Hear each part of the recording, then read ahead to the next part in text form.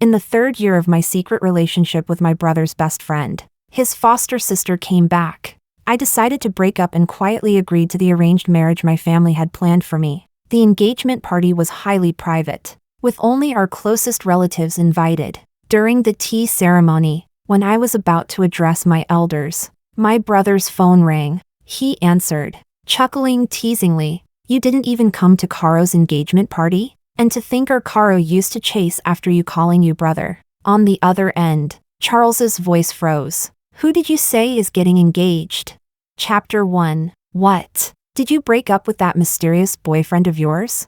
My brother Gabriel's tone was half mocking, half smug. I couldn't blame him. In 3 years of dating, I'd never once gone public with the relationship. He had warned me long ago. A man who doesn't even dare to meet your family, how could he be reliable? You'll break up sooner or later. But back then, I didn't believe him. I thought true love could move mountains and seas. Now, reality had slapped me in the face. I replied flatly, "Yeah, we broke up." Hearing the seriousness in my voice, he fell silent for a while. "Did he hurt you?" My heart, which had finally calmed, was suddenly flooded with a dull ache. I took a deep breath and shook my head where he couldn't see me. "No, we broke up peacefully." "Good. Otherwise, I'd go and destroy him myself." "Caro, men can't be trusted. If you have to marry into a family alliance, keep the benefits in your own hands. That's what's practical." "All right, you arrange it. I'll be back in 2 days." Just as I hung up, Charles pushed the door open. "Who were you talking to?" Afraid he'd notice I'd been crying, I didn't turn around. "A classmate." He brushed past me and went into the study. For 3 years, he'd always been cold. I'd always thought it was his nature, aristocratic, restrained, and disinterested in intimacy, until last night, when I came home early from a business trip, hoping to surprise him. The study door, which was always tightly closed, was only slightly ajar. Warm yellow light spilled through the crack. I quietly approached, about to knock, then froze. Inside, Charles's expression was strained, his hand moving down toward his lower body while staring at his phone screen. I turned to stone. On the screen wasn't just anyone. It was Gloria, the childhood friend who'd been fostered in his family. He was so absorbed he didn't even hear me open the door and leave. I checked into a hotel and sat alone for a long time. Finally, I understood. Charles hadn't been distant all these years because of his temperament. He hadn't kept our secret relationship hidden because he feared my brother, the overprotective sibling. It was all because he never liked me. He just needed someone to cover up his feelings for the girl who was, in name, his foster sister. So when I, foolishly and eagerly, chased after him, he simply went along with it and let me become his so-called mysterious girlfriend. That night, Gloria's post went live. "Landing back home tomorrow. Come pick me up quickly." Chapter 2. After I hung up with my brother, I took a taxi back to the villa where Charles and I lived. There were still some things I needed to take with me when I left. He was having breakfast. When he looked up and saw me, he casually told the housekeeper to prepare another plate. "I didn't know you'd be back at this hour, so I didn't prepare one for you in advance." I nodded. Okay. It wasn't that he didn't know, he was just too lazy to know, and even lazier to care enough to ask. Hearing my answer, Charles paused. He glanced up from the news on his phone. A flicker of puzzlement crossed his face. Yes, if this were before, I would have puffed my cheeks and plopped down beside him to steal the breakfast from his hand. I would say, "Since you forgot to prepare one for me, I'll just eat yours," or I'd wrap my arms around him from behind, pinch his ear, and tease him about forgetting to prepare mine. Wasn't that because he didn't love me? Clever as Charles is, he would have noticed the change in me in an instant, but he said nothing more than a nod. "I'm heading to the office first. Take your time eating." He took the suit the housekeeper handed him, hesitated for a few seconds. For a moment I wondered if he was waiting for me to, as usual, hop over and help him into it. Instead, he put the suit on himself. The footsteps and the closing door faded away together. The housekeeper asked me, "Miss, would you like anything to eat?" I shook my head. "No, please prepare some shipping boxes for me, today." I picked up my suitcase and went back to the room. When the housekeeper brought the boxes, I packed my clothes and personal items. Then I went to Charles's walk-in closet. Over the years I had given him many ties, cufflinks, clothes, and watches, but he rarely wore them, unless I forced them on him. Those things would hardly ever make an appearance. Just like me, his girlfriend, hidden away in the dark, swallowing the ache in my throat. I took the gifts I'd given him, one by one, and packed them into the boxes. It took a long time, but finally I finished. I sat on the bed, catching my breath. My phone buzzed with a message from Charles. "Sent the driver to pick you up. He'll be there in half an hour." The wording was simple, with no explanation. He was certain I would never refuse him. I gave a wry smile. Perfect. This was the right time to tell him we were through. Chapter 3. The club lights flashed in a riot of color. This had once been one of my favorite places. I had grown up spoiled and adored. My personality bright and fiery. My friends jokingly called me the wild rose of the capital scene. At my brother's university anniversary, I saw Charles for the first time and was drawn to his cool, ascetic demeanor. I circled around and asked my brother whether he was single. My brother rolled his eyes with that aloof, untouchable temperament. Which girl would dare get close to him? I felt a thrill. He was cold. I was passionate, perfect match. I began to secretly pursue him with abandon. I even changed my college choice from City A to City C, where Charles was. When my brother found out I'd changed my application, he scolded me angrily. But despite his scolding, he cared. He called Charles and asked him to keep an eye on me. I smirked to myself. Everything was going according to plan. Back then, I thought I was brilliant. Charles and my brother were both part of my design. Only now do I see how pitifully foolish I was. A waiter led me to the private room door. Inside, the atmosphere was lively. Someone jeered. "Charles, you're always so protective of that little girlfriend of yours and rarely bring her out for the brothers to meet. Now that Gloria's back, your foster sister you loved since childhood, I want to ask, who's more important to you? Your girlfriend or your sister?" My steps stopped. I held my breath, waiting for an answer. Charles swallowed a mouthful of wine without replying. Gloria stomped her foot in anger and pouted at him. "Brother!" Only then did Charles curve the corner of his mouth into a smile. Crystal glasses chimed against the marble table. His cool voice sounded. "A girlfriend can be replaced. A sister is only one. Who do you think is more important?" "Ooh, gives me goosebumps." The crowd hooted. Gloria stood up proudly and swept her finger across most of the room. You, and you lost your bets. Transfer me the money." Charles looked puzzled. "What do you mean?"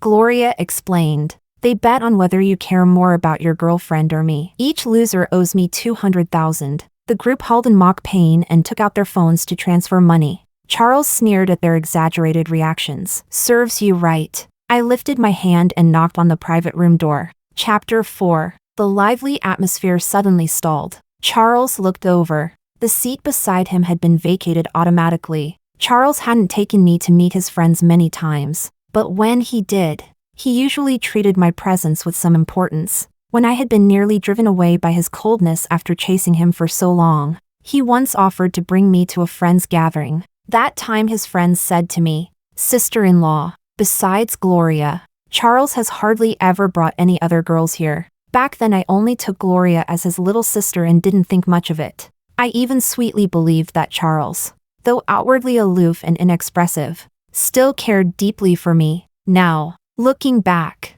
those one or two performances in front of the brothers, or maybe his upbringing, meant nothing. To him it was a costless way to make me drop my suspicions and obey. I pulled my thoughts back and ignored the seat beside Charles. I sat in the farthest corner from him. Charles's expression dimmed. "Caro?" I smiled without answering. Gloria came over with a glass of wine. "You must be Carolina Gia, right?"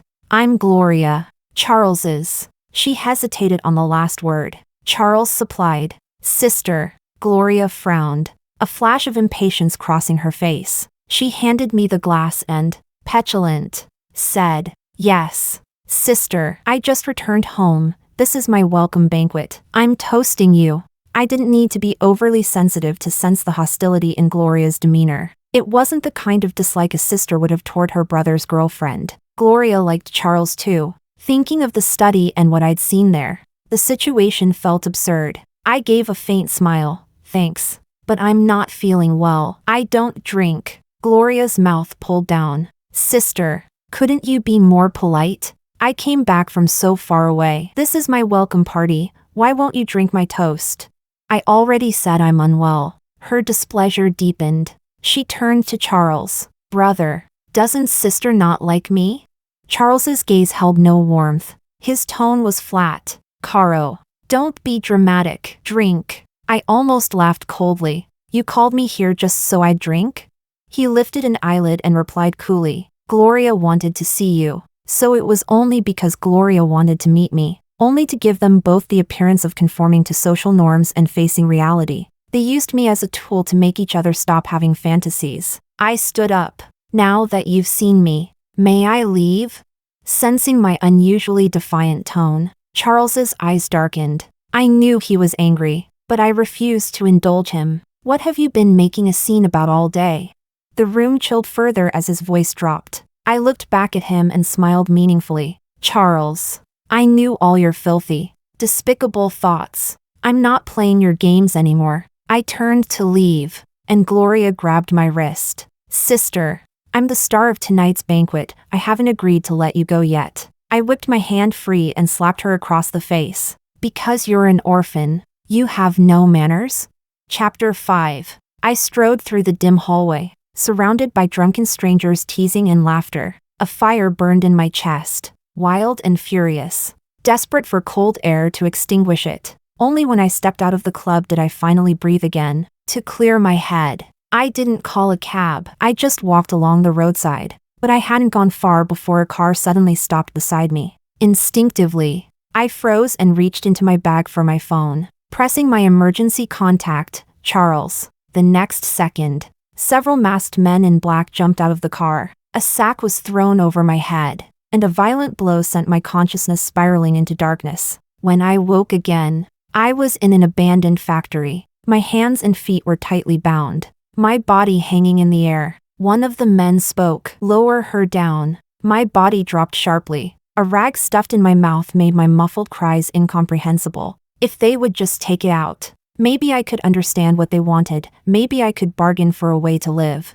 But before I could even try, a burly man struck me hard across the face. Stars exploded in my vision. The man, masked, said, "Sorry, miss, we take money to do our jobs. You just offended the wrong person. Here's the deal, take 100 slaps, and you can walk out safely. But if you scream or go to the police, our employer promises you'll live every day in fear of what comes next." Tears blurred my eyes. Pain and terror mingled together. The man looked up toward a camera. "Sir, shall we begin?"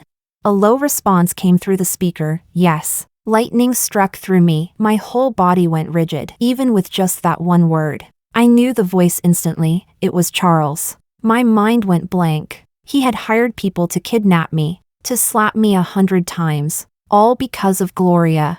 I bit down on the rag and whimpered toward the camera. He must really love Gloria, so much that he couldn't bear to see her hurt. But how could I have imagined that just because I slapped Gloria once, he could be this cruel? Even if he didn't love me, I had given him 5 years of my life, 3 of them in a relationship. Even if he didn't care for me, I was still his best friend's sister. How could Charles do this to me?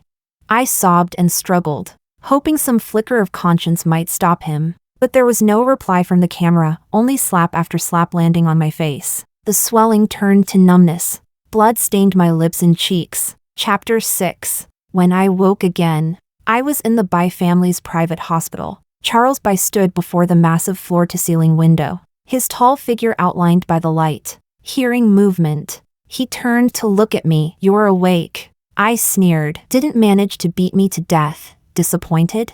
His expression remained calm. "Yesterday, you went too far. Gloria just came back, and you slapped her in front of everyone. How could she face anyone now? How could she survive in this circle? So your solution was to return it 100-fold? I shouted, grabbing the glass on the bedside table and hurling it toward him. "You care so much about her face, what about mine? If you like her, go after her." Why hide behind the excuse of being brother and sister and make everyone sick?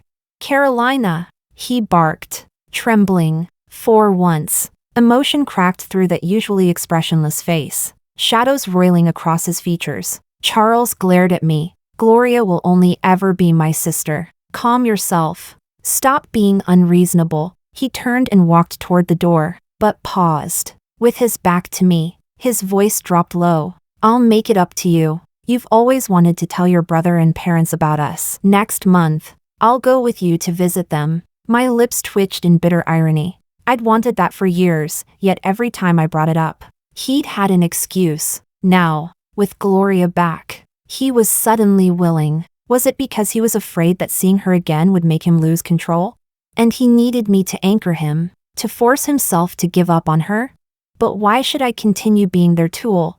I sent my brother a message. I'll be back tomorrow. Chapter 7. On the way home, Charles sat silently in the back seat of the Maybach. His assistant, after rehearsing his words several times in his head, finally couldn't hold it in any longer. Mr. Bai, if you keep favoring Miss Gloria and hurting Miss Carolina like this, I'm afraid she'll truly lose heart. The air around Charles darkened, but he said nothing. The assistant, gathering his courage, went on. Miss Carolina has always treated you so well. Back in school, she was known as the campus beauty. From the first day she enrolled, she was surrounded by admirers, but she only had eyes for you. She used to be so bright and bold, but she's changed so much for your sake. You didn't like her tight dresses, short skirts, or wavy hair, so she started wearing white dresses instead. You didn't like staying up late, and when your health worsened from overwork, she searched everywhere for remedies and recipes to nurse you back. She even learned to make soups herself. Her hands got blistered those first few times from the heat. When you were hospitalized for a stomach hemorrhage after a business dinner,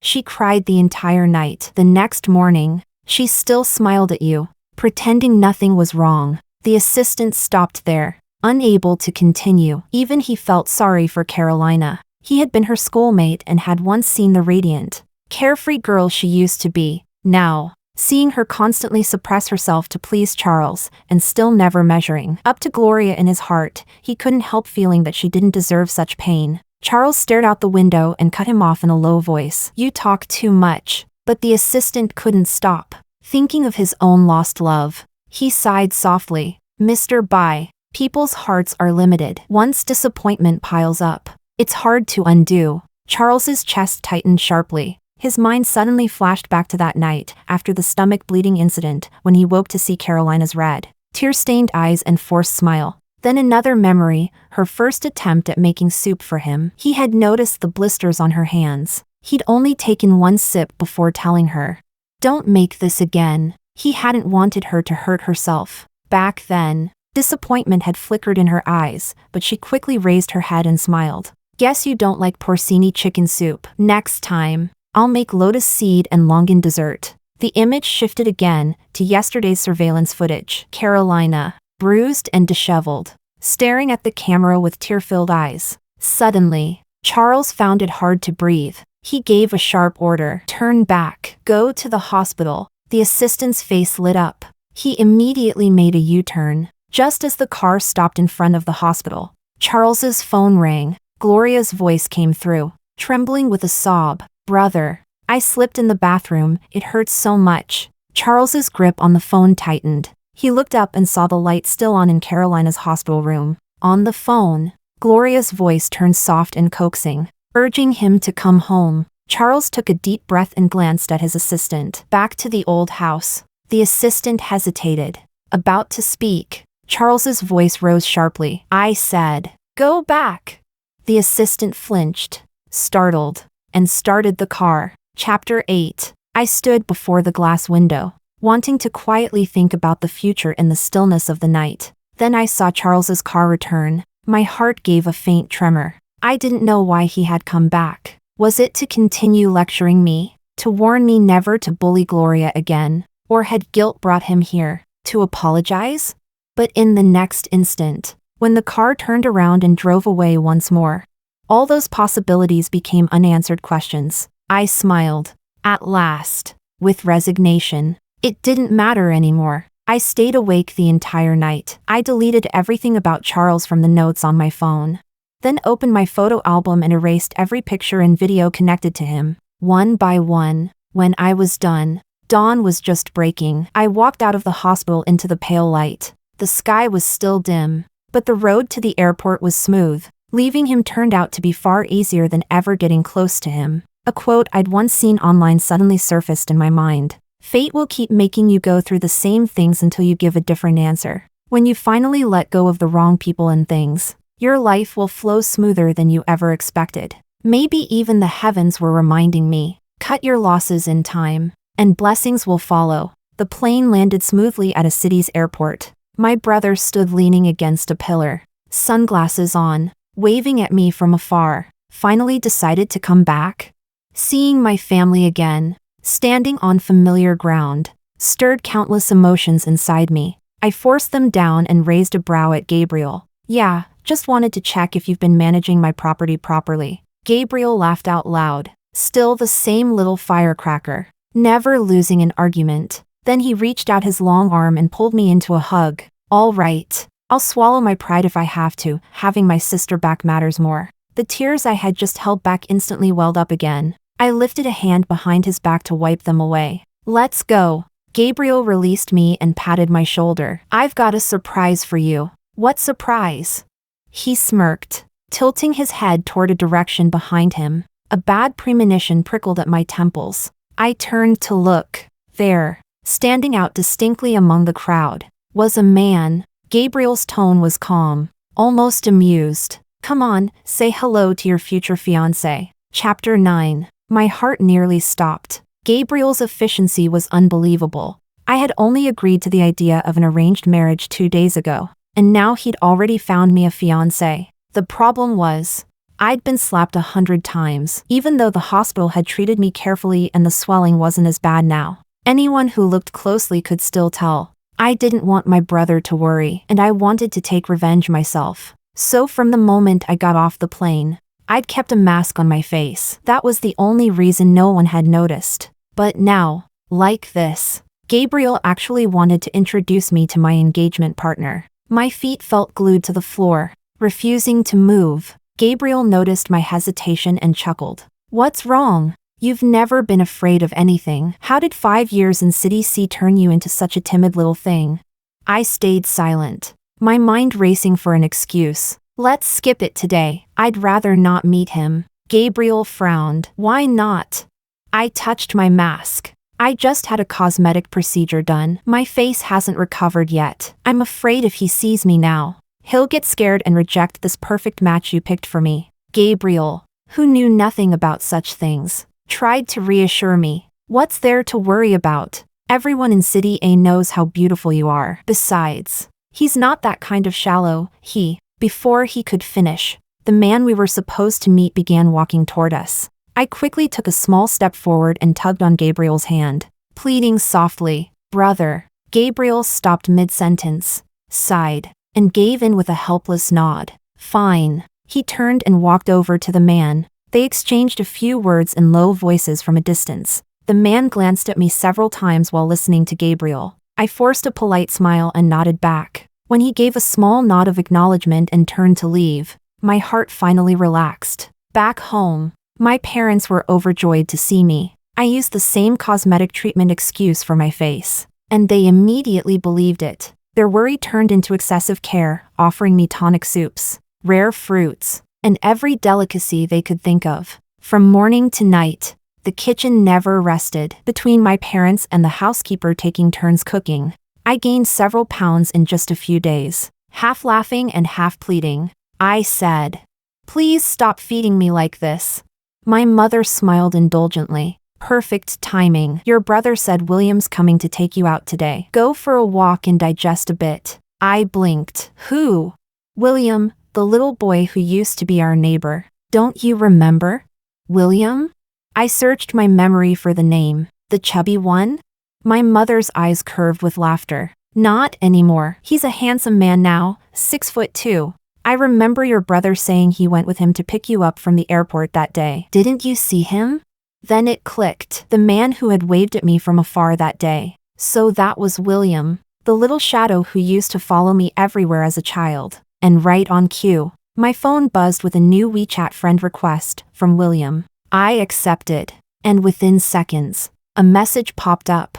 The weather's great. Want to go out for a walk? I looked at the message and couldn't help but burst into laughter. Oh, come on, could you be any more old-fashioned, big guy? Chapter 10. By the time I finished doing my makeup and went downstairs, William was already sitting across from my mom. They were chatting comfortably, and the smile on my mother's face hadn't faded once. Clearly, she was very satisfied with my arranged fiancé. I gave a small cough, and their conversation came to an abrupt pause. My mom quickly waved me over and pointed to the pile of gift boxes stacked like a small mountain beside the coffee table. Look, these are all the gifts William brought for us, and for you. I froze for a second. Judging from the brand names, the gifts included luxury handbags, jewelry, skincare products, deer antler tonic, ginseng supplements, and even boxes of fine wine, tea, and cigarettes. Anyone who didn't know better would have thought he'd come straight to propose. Instinctively, my mind drifted elsewhere. I remembered how many times I had begged Charles to come with me, to finally make our relationship public in front of my parents. He always refused. Every year during the holidays, he would send gifts to my family only under the pretense of being my brother's friend. And I had comforted myself, convincing my foolish heart that he just wasn't ready to make things official. I used to wait with such naive hope for the day he would finally say yes. But now, that hope was nothing but ashes. I pulled myself out of the memory and looked at William, clicking my tongue playfully. Did you empty out an entire shopping mall for this? My mom chuckled, gently patting my arm. Don't talk nonsense. William smiled, his tone light but sincere. I was just worried my gifts wouldn't be enough to persuade Miss Caro to accept my invitation. My mom laughed and ushered us toward the door. Perfect timing, our Caro hasn't gone out once since coming home. I'll leave her in your care today. William responded politely, his manners impeccable. Once we got into the car, the sudden intimacy of the small enclosed space made things a little awkward. I tried to make small talk, tossing out casual topics here and there. Thankfully, William could catch every one, and when a conversation began to trail off, he would effortlessly open a new, interesting one. Gradually, my nerves eased, replaced by a quiet comfort I hadn't felt in a long time. Then my gaze fell on his car charm. It was a round acrylic keychain with an old sticker of the Monkey King, Sun Wukong, on it. The sticker was clearly aged, but well preserved, handled with care over the years. I covered my mouth in surprise. No way, is that? William tilted his head toward me, eyes bright with a smile. Yep, it's the one you gave me when we were kids. Chapter 11. When William's family first moved into our neighborhood, he was a chubby, quiet boy, shy and withdrawn. Other kids often picked on him. I still remember that day. I saw a group of boys surrounding him and didn't hesitate. I charged in with a stick, swinging it fiercely to drive them away. Then I stood between him and the bullies and shouted, "If anyone dares to bully William again, I'll knock you all out and hand you to the police myself." The boys made faces at me and scattered. I turned back, pulled the tearful William to his feet, and lectured him like a little adult. When they bully you, you need to fight back bravely. But when I saw his trembling lips and watery eyes, I sighed and waved my hand. Forget it. Next time they bully you, just say my name. I'm Carolina. I grabbed his hand and stuck a sticker on his arm. This is for you, my idol, the Monkey King. The memory flashed vividly before me as I reached out to touch the old car charm. And suddenly, I remembered. Back when Charles's business was in chaos and his rivals were eyeing him dangerously. He'd nearly been hurt several times on the road. I had gone to a temple, kneeling and praying for hours, to bless a charm of the 8 auspicious symbols, hoping Buddha would protect him. But he had never once hung that charm in his car. It couldn't be more obvious who he cherished and who he didn't. With both of our families pushing things along, my relationship with William advanced quickly. We saw each other almost every day, eating together, shopping together, even discussing the latest trends in the retail business. The engagement date was set in no time. The night before the ceremony, I couldn't sleep, nervous, anxious, and strangely excited. Life was unpredictable. Just a month ago, I was still imagining forever with Charles. Now, I was about to spend the rest of my life with a man named William. I thought of William's broad shoulders, narrow waist, and sculpted abs, and I couldn't help but smile. Maybe this wasn't such a loss after all. The next morning, I was woken early to get my makeup done and put on my gown. The makeup artist was my favorite one, flown in from overseas by William himself. The gown had been ordered by him years ago, as if he'd always known he would use it someday. The engagement banquet was held in an extremely private location, with only our closest family members invited. During the tea ceremony, as I was about to address the elders, my brother's phone rang. We didn't think much of it. He stepped aside to answer, smiling faintly as he teased, "You're really not coming to Caro's engagement party? To think our Caro used to chase after you calling you brother." On the other end, Charles's voice froze, his tone edged with anger. "Who did you say is getting engaged?" Chapter 12. My brother frowned in confusion. "Caro, my sister. Of course. Didn't you get the invitation?" By then, the engagement ceremony was almost over on my end. Gabriel approached me with a puzzled look. "Strange, Charles sounded like he'd swallowed gunpowder when he heard you were getting engaged." "Caro, didn't you tell him?" My heart skipped, and I quickly changed the subject. Before the engagement, Gabriel had told me I should invite Charles. He'd said, "I'm on good terms with him, and he's looked after you all these years in City C. It's only right to invite him." I had pretended to agree, but secretly kept the invitation. Later, I told my brother that Charles was too busy to come. A man so cold and ruthless to me had no right to attend my engagement. I'd assumed that after I left City C, he would focus on resolving things with Gloria, that they'd finally break free of social taboos and be together. I'd also thought that between us, except for vengeance, there would never be any connection again. But who would have thought he'd reappear now? Of all times, at my engagement. Unbelievable. I was frowning in irritation when a candy suddenly appeared in front of me. William dangled it between his fingers, smiling. "It's our own wedding candy, we should at least eat one, right?"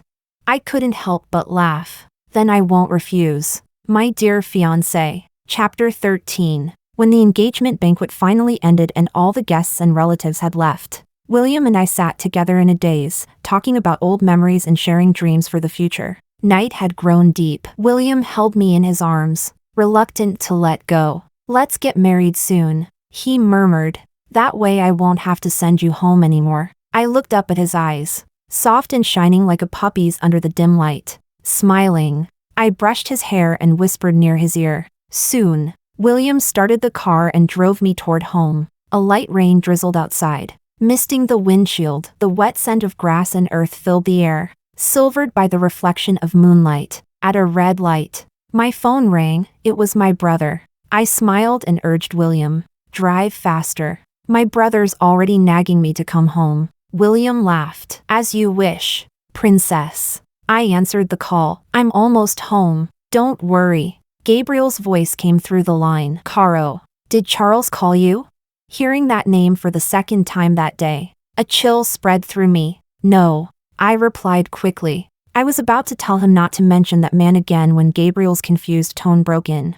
"That's strange. He just drove here from City C. When he found out you weren't home, he asked for your engagement address and left right away. He didn't look good, and he was driving fast. I'm a little worried."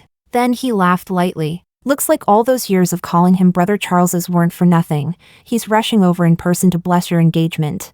A bad feeling gripped me. Blessing me? Unlikely. Losing control? Much more possible. Knowing his proud, self-centered nature, being dumped quietly like that would have stung his ego. But I no longer owed him my concern. "William, be careful driving." Before I could finish, a black Maybach suddenly tore through the rain and darkness ahead, splattering sheets of water across the road. Chapter 14. William slammed on the brakes. The tires screeched, stopping just in time to avoid collision. My heart stopped for a second. William quickly unbuckled his seatbelt and turned to me. "Are you hurt?" I shook my head, pale but smiling faintly to reassure him. Then I looked up through the rain-smeared window and saw Charles stepping out of the car. The rain blurred everything, drumming hard against the glass. But even through that fog, I knew it was him. My hands trembled involuntarily. William noticed him too. Not understanding the situation, he squeezed my hand tightly. "Don't be afraid." The steady look in his eyes calmed me. Yes, this was City A, my home turf. I didn't have to fear Charles anymore. As I gathered my thoughts, Charles had already reached the passenger side of our car. He lifted a hand and knocked on the window. His lips moved slowly, clearly forming the words, "Caro, get out." William finally realized the man was here for me. He unlocked the door with a soft click, ready to get out, but I grabbed his arm. "I'll talk to him," I said firmly. Though City A and City C were different cities, their business circles were deeply connected. The Bai family and William's family inevitably had dealings. I didn't want to cause him unnecessary trouble before we were even married. Seeing the resolve in my expression, William hesitated, then nodded. "Baby, if anything happens, call for me right away." Before I could reply, Charles knocked again, harder this time, his eyes darker, more impatient. I unlocked the door, stepped out, and closed it behind me, shutting off the warmth and light of the car from the cold, rain-soaked night outside. Chapter 15. A faint smile rose in Charles's eyes. He grabbed my hand and started leading me toward his car. I yanked it away. Charles frowned. "Caro, don't throw a tantrum. You'll catch a cold in the rain." I laughed softly. "Charles, what are you doing here?" He smiled too, but there was no warmth in his eyes. Only a sharp, chilling glint. "What? Am I supposed to just sit back and watch my girlfriend become someone else's wife?" I sneered and turned away, ready to leave, but his hand clamped tightly around my wrist. Charles pulled me back with force, gripping my chin so I had to look at him. Word by word, he said, "Carolina, I never agreed to break up." His voice trembled slightly. "You blocked me, changed your number, erased everything from our house. I didn't care. Just come back." I pushed him off, my cold eyes void of emotion. "Charles, it's not about what you accept anymore. I don't want you." I turned and strode away. Charles followed after me, but before he could reach me again, William stepped between us. "Sir," he said evenly, "show some respect." A violent, poisonous fury darkened Charles's whole expression. He tightened his jaw. "What if I say I'm taking her with me, right now?" William brushed imaginary dust off his sleeve, smiling faintly. "If I can't protect my fiancée on the very first day of our engagement, how could I ever expect her to trust me later? She's not yours to call Caro." Charles roared and swung a fist at him. The two men collided, grappling, neither willing to back down. No matter how I shouted, neither stopped. "What are you doing?" My brother arrived, forcing himself between them, finally pulling them apart. They stood on opposite sides, both panting, eyes red with rage. Gabriel turned to me. "Caro, take William and go." I nodded, grabbed William's arm, and led him away. Charles tried to follow, but Gabriel caught him by the shoulder, holding him back. He snapped, "Charles, are you insane?" Chapter 16. I waited in the living room for a long time before Gabriel finally returned. The moment he stepped inside and saw me sitting there, he froze for half a second, then strode over and pulled me into a hug. His voice was low and hoarse. "Caro, I'm sorry. I didn't know that man you mentioned before, that it was Charles. I thought when you said you liked him, it was just a little girl's joke." I shook my head gently, reassuring him. "Brother, it's not your fault. I just had a bad relationship. That's all." It didn't hurt anymore. Gabriel's eyes reddened instantly. He murmured softly, "We won't go to City C ever again. You'll stay home, with me and Mom and Dad to protect you." I nodded and urged him to get some rest. I didn't know how much Charles had told my brother, and I didn't want to know. I'd already found my peace, my new happiness. I didn't care about those lost, confused years anymore. But since Charles had come this far, there was one thing I'd originally planned to postpone. And now, I decided to do it immediately. I called for our old butler and asked if what I wanted could be arranged. He'd watched me grow up, followed my father across the country, a man who had friends in both the bright and the shadowed sides of society. When he heard what Charles had done to me, his fists clenched tight. That very night, Charles was intercepted by a group of men and taken to the outskirts, to the same abandoned factory. Only this time, the one hanging from the ceiling was him. The enforcers looked toward a phone screen for instructions. Miss, shall we begin the 100 slaps? Start. On the monitor, Charles lifted his head, staring at me in disbelief. The first slap rang out, then the second, then the third. I watched through the screen as his expression slowly dimmed, drained of all color, all light. A heavy breath escaped my chest. Charles, when I loved you, I gave you everything, all my tenderness, all my heart. Now that I don't, you are nothing more than dust before my feet. From this moment on, we are severed clean. No love, no hate, no debts left between us. Chapter 17. The next day, Charles left City A, and for the first time in weeks, I finally exhaled. Everything slipped back into order. I threw myself into work, formally joining the family corporation, taking over projects, preparing for the wedding, and squeezing in time to go on dates with William. 2 weeks later, Gabriel came to my office. He glanced around, then leaned casually against my desk, grinning. Not bad. You actually look like a boss. I arched a brow.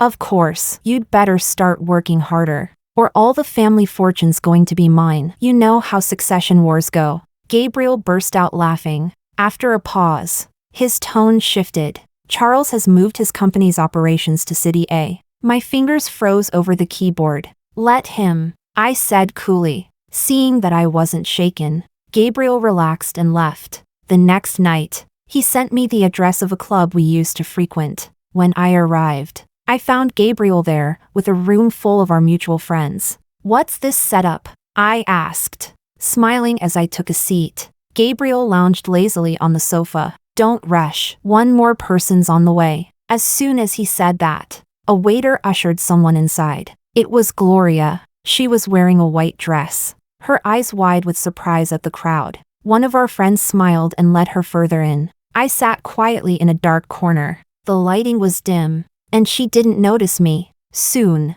people started raising their glasses to her, one after another, and then I understood. This was Gabriel and our friends, helping me settle the score. Gloria, too, began to sense something off. She tried to excuse herself, claiming she had to leave. Someone blocked the door. Miss Bai, you came all this way. We arranged this just for you. Leaving now would be a bit rude, wouldn't it?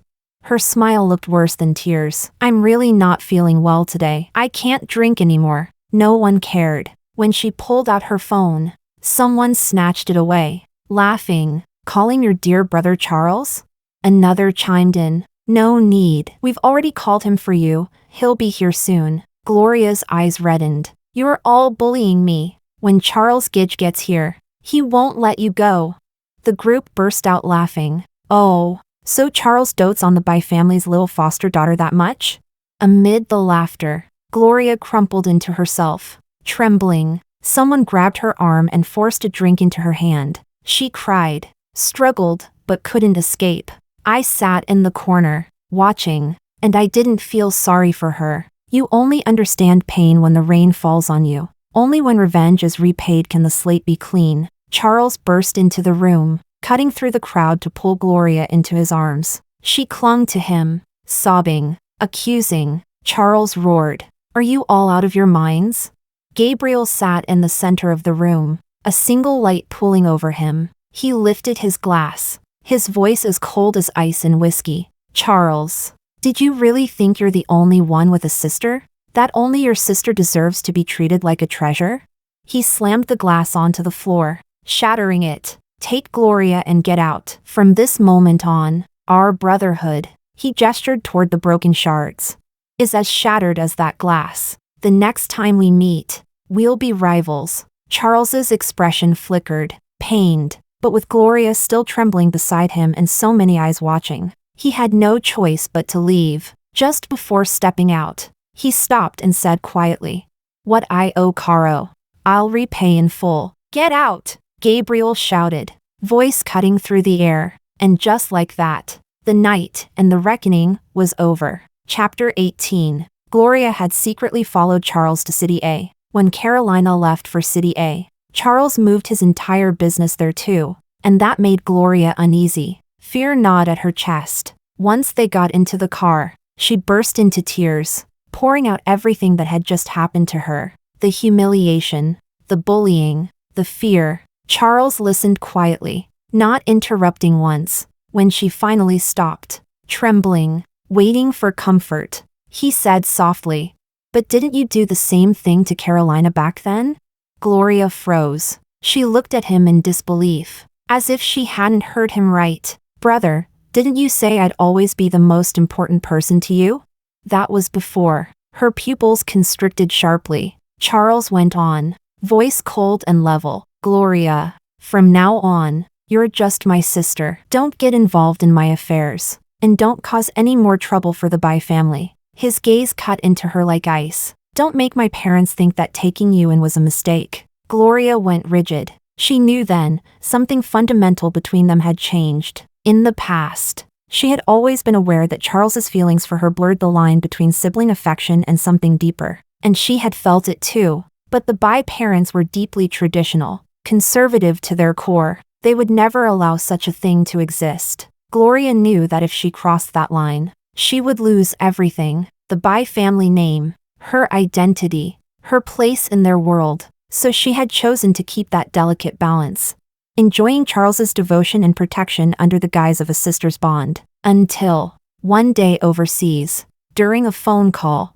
Charles had casually mentioned his current girlfriend, Carolina. Gloria sensed it immediately. Charles had fallen in love, not like before when he dated women as shields to hide behind. This time, he was truly, unknowingly, in love. So Gloria flew back home at once. She couldn't let that happen. She had to see for herself what kind of woman could make Charles forget her. And that led to the incident at the club, the night of her return. She had publicly humiliated Carolina. To show everyone, that she, Gloria, was the one Charles cared for most. But that was only 2 months ago. Now, everything had turned upside down. The one being humiliated, mocked, and overpowered was her. Gabriel had hidden his identity, deliberately approached her, lured her into this trap. Then, with a cruel smirk, he'd said, "You think my sister doesn't have a brother to protect her?" Even that, she might have endured. After all, she had indeed once felt a fleeting attraction toward Gabriel. But now even Charles, even he said to her, "You did the same thing to Carolina. What are you crying about now?" In that instant, Gloria heard it, the shattering sound of her entire world collapsing. Chapter 19. Every night, I could see it, the shadow of that familiar Maybach parked beneath my window. It always came late, long after midnight, and disappeared again before dawn. Night after night, month after month, Charles never contacted me again. He just used this silent routine to show me his obsession. But to me, it was pathetic. If he was going to regret it now, then why do all that in the first place? He'd broken me completely, and only when my love was gone did he finally turn back. As my wedding to William approached, business wars between the two men erupted behind the scenes. A series of clashes, wins and losses. Neither of them told me. Only Gabriel, ever the gossip, gleefully reported every round of the battle to me. Then, when the timing was right, he'd swoop in to profit off both sides like a fisherman catching tired rivals. "You're shameless," I said, rolling my eyes. He laughed loudly. "Hey, it's just business. No profit. No point living. I'll give you a cut as part of your dowry. How about that?" My eyes brightened. I stretched out a hand. "Deal." The night before my wedding, the skies over City A lit up with a grand firework display. The entire city was in awe. 2 messages popped up on my phone from an unknown number. "Come outside and watch the fireworks. Sending you off for your wedding." I deleted them without hesitation. They were just fireworks. My husband could afford far better. He was nothing more than a clown performing for his own misery. The next morning, I woke early for makeup, slipped into my bridal robe, and posed for photos. Before coming to pick me up, William sent a message. "Caro, I'm coming to marry you. I replied with a playful sticker of someone squatting. Laughing. The wedding was magnificent, filled with laughter and joy. 3 days later, when we returned home for the family visit, Gabriel handed me a thick envelope quietly. He gave this. Gabriel said it's compensation for you. It's most of his fortune. He left it at that. I took it. Yes. He owed me that much. The next day, I instructed my fund manager to donate every asset, movable and immovable alike. I was happy, and I wished, sincerely, for more people to be happy too.